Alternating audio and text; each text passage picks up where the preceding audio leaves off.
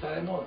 En esas circunstancias, las personas tratan de no comportarse caprichosamente, sino acertar con la línea de conducta más conveniente, es decir, lo más racional. La moral y la ética, precisamente, son saberes que pretenden orientar la acción humana en un sentido racional.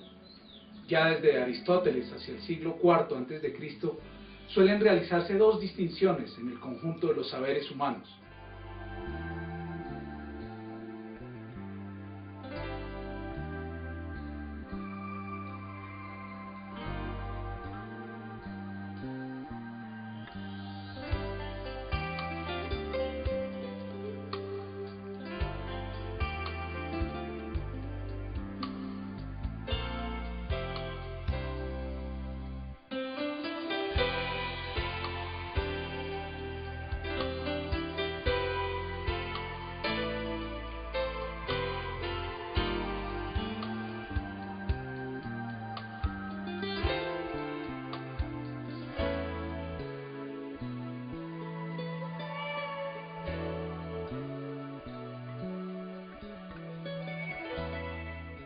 Posteriormente se ha adoptado una distinción adicional entre los conceptos de moral y ética, a pesar de que las palabras ética y moral, en sus respectivos orígenes griego, ethos y latino mos, significa prácticamente lo mismo: carácter, costumbres. Las dos palabras se refieren a un tipo de saber práctico, porque buscan orientarnos para forjarnos un buen carácter que nos permita enfrentar la vida con altura humana, que nos permita ser justos y felices.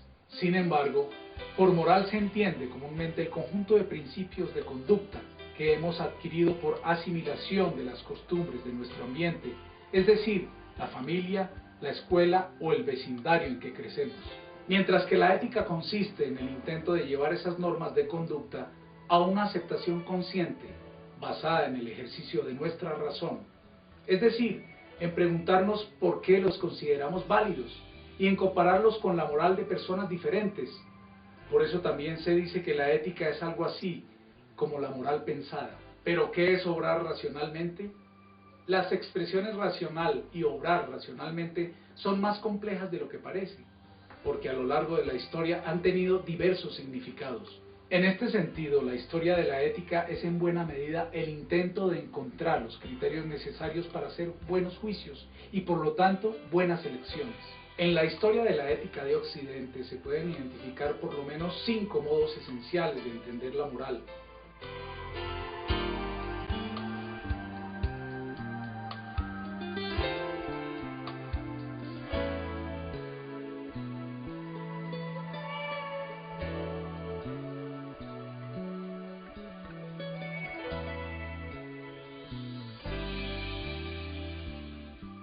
A continuación veremos en mayor detalle cada uno de estos modos de entender la moral. Según esta tradición que arranca con Aristóteles y concretamente con su libro Ética Nicómaco, la felicidad es la meta de la vida. La felicidad es una actividad que concuerda con la naturaleza específica de la humanidad.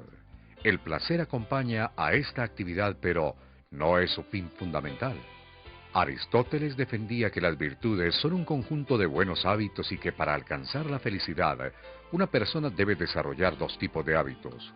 De un lado, los hábitos de la actividad mental, como el hábito del conocimiento, que conduce a la más alta actividad humana, es decir, la contemplación. Y de otro lado, aquellos hábitos de la emoción práctica, como el valor. Para Aristóteles, es prudente y actúa moralmente quien al elegir no tiene en cuenta sino un momento concreto de su vida, por quien los bienes que puede conseguir y establece entre ellos una jerarquía para obtener en su vida el mayor bien posible. La tradición que concibe así la moral se conoce con eudemonismo, término que proviene del griego eudaimonía, que significa vida buena, felicidad, en el sentido de autorrelación plena. Esta tradición tuvo especial vigencia en la Edad Media, a través de los filósofos como Averroes en el siglo XII y Santo Tomás de Aquino en el siglo XIII, pero sigue muy vigente en nuestros días. Término que proviene del griego hedoné, que significa placer, nace del siglo IV a.C., de la mano de Epicuro de Samos. Los hedonistas esperaban alcanzar el placer manteniendo un estado de serenidad, es decir, eliminando todas las preocupaciones de carácter emocional. Pensaban que las creencias y prácticas religiosas eran perjudiciales porque preocupaban a la persona con pensamientos perturbadores sobre la muerte y la incertidumbre de la vida después de ella. Estos filósofos mantenían también que es mejor posponer el placer inmediato con el objeto de alcanzar una satisfacción más segura y duradera en el futuro. Por lo tanto, insistieron en que la vida buena lo es en cuanto se haya regulada por la autodisciplina. La doctrina conocida como utilitarismo fue formulada por el británico Jeremy Bentham hacia finales del siglo XVIII y más tarde desarrollada por el también filósofo británico James Mill y su hijo John Stuart Mill.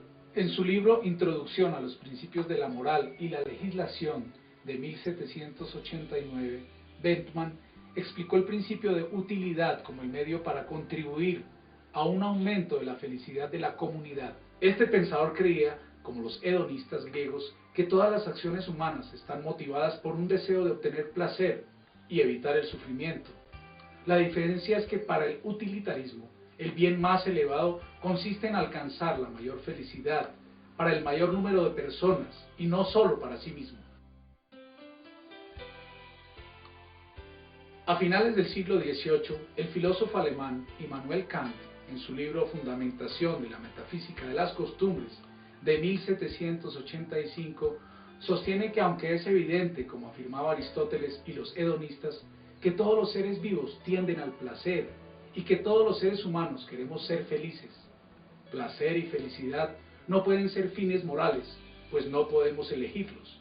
Nos vienen dados por naturaleza, al contrario son fines morales, podemos proponerlos libremente. ¿Y cuáles son esos fines?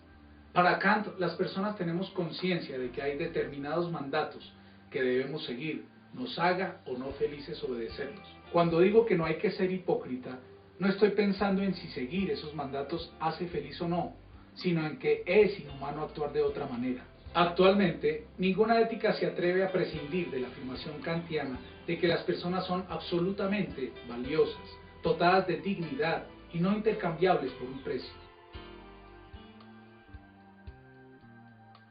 Desde los años 70, los filósofos alemanes Karl Otto Appel y Jürgen Habermas resuelven continuar la tradición de la ética kantiana, pero separando sus insuficiencias. A diferencia de Kant, los creadores de la llamada ética del discurso no creen que cada uno de nosotros deba decidir qué leyes son dignas de las personas, y no debemos llegar a la conclusión de que una norma o ley moral es correcta individualmente, sino a través de un diálogo con otras personas.